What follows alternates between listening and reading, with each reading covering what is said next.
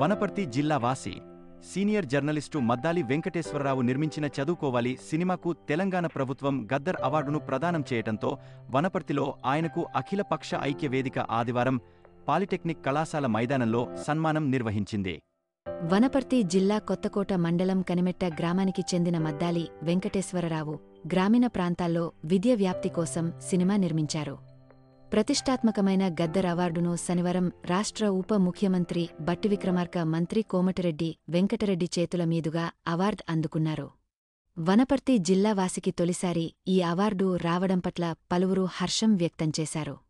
గ్రామీణ ప్రాంతాల్లో చిన్నపిల్లలకు సంబంధించిన విద్యాబోధనపై మద్దాలి వెంకటేశ్వరరావు సామాజిక బాధ్యతతో చదువుకోవాలి పేరుతో సినిమాను నిర్మించారు.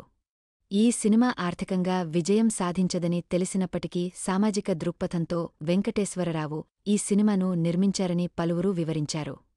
సినీ నిర్మాతగా ఈ అవార్డు వెంకటేశ్వరరావుకు దక్కటం పట్ల జిల్లావాసులు ఆనందం వ్యక్తం చేశారు.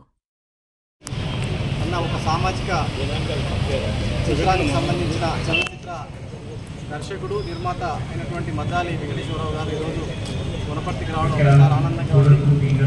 వనపర్తిలో జర్నలిస్టుగా వారు తన జీవితాన్ని ప్రారంభించి ఈరోజు ఒక జాతీయ పత్రికకు ఎడిటర్గా ఉన్నారు.